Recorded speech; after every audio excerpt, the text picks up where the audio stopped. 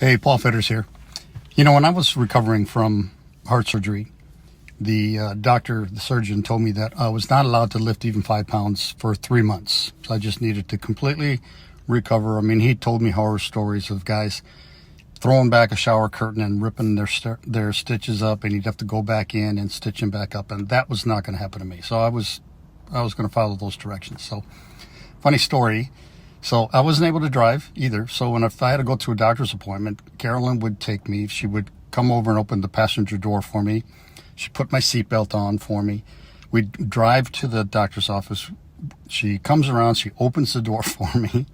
We walk to the building. She opens the door for me, and we go in. Like, I'm imagining if somebody is kind of just watching this, seeing this guy who looks like he's in fine condition, and his wife is coming around and opening the doors and putting a seatbelt on and opening the doors to the building, like that these guys must have been like, what's going on here? So I'm sure that looked terrible.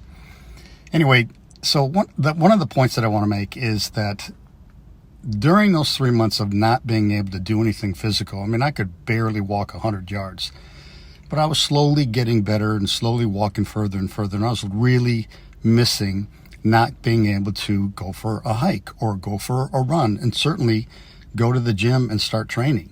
So I really appreciated once I was able to go back and do those things, and certainly once I got in better shape and it became easier to do.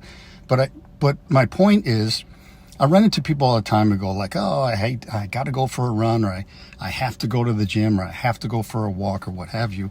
And the truth is you get to do those things, because I didn't get to do them for 3 months, and I really missed it.